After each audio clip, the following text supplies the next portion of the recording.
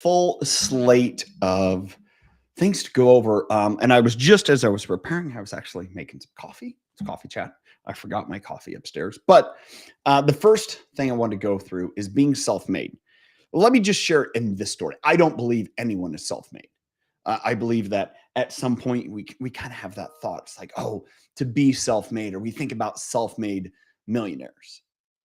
As one of my mentors has said, if you're self made, you haven't made much. I'm gonna let that soak in. And let me share this story. So fun.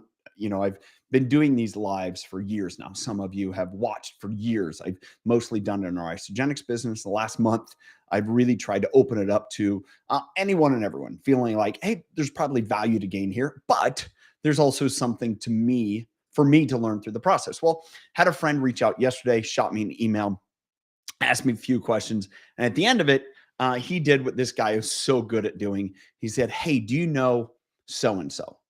And let me connect you." And here's why I want to bring that up. That ideology of what can I do to serve you? What value can I bring to you? Is such a difference. In this idea of being self-made, I found that friend is an example of a person who doesn't have relationships because of what can you do for me. He has relationships because of what he can do for others. What's so interesting is I was stopping and I was thinking about that. There's another individual that I know that every time I'm around this person or interact with this person, I feel like they only care about others for what they can get for themselves. They only interact with people basis of what can you do for me. You see, those are two cosmic differences. The person who is, hey, let me add value, let me do something for you because I know I can do something for you. If it's a connection, if it's just an offer, nothing needed in return. And then the other person is, I will only interact with you is if there's something for me to gain. To me, that's the epitome of being self made.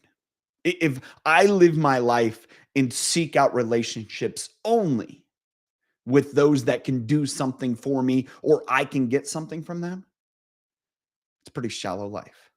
I'd rather focus on how can I go interact with people, engage with people, connect with people, and say, hey, maybe I have something to offer for them. Maybe I have a connection I can make. I believe this. The most valuable gift I can give someone is a connection.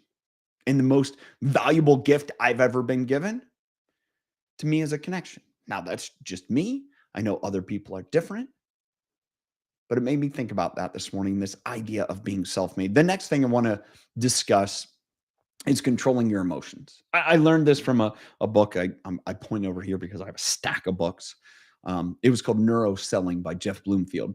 And in that book, he talks about this idea of, the only decisions we make, every decision we make, excuse me, is made from the emotional center of our brain.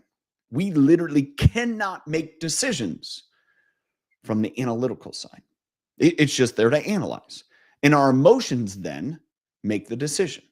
Now, in a lot of situations, controlling your emotions means taking a step back, allowing the analysis to take place. And instead of rifling off from that first emotion, it's saying, let me actually take time and let a calmer set of emotions make the decision. Controlling your emotions leads you to better decisions. How you decide to ebb and flow through those really is the basis of the decisions you make. The last thing I'm going to tie in today, I'm going to throw it up here in the caption so you guys can see it. It's my thought of the day. I'm going to spend a little bit of time talking about it. The only true failure is failing to act. Well, let me give a little bit more depth here is you have to be willing to fail. Being willing to fail is being willing to take a chance. It's being willing for someone to say no or, ooh, that isn't the right situation. But only if you're willing to fail can you learn, grow, or find the right situation. See, the only true failure is failing to act. If we decide not to act, then we don't allow ourselves to move and move to a place that actually is going to benefit us, that's actually going to yield a better result. The only true failure is failing to act.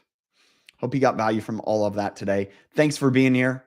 As always, appreciate, love your comments, shares, emails.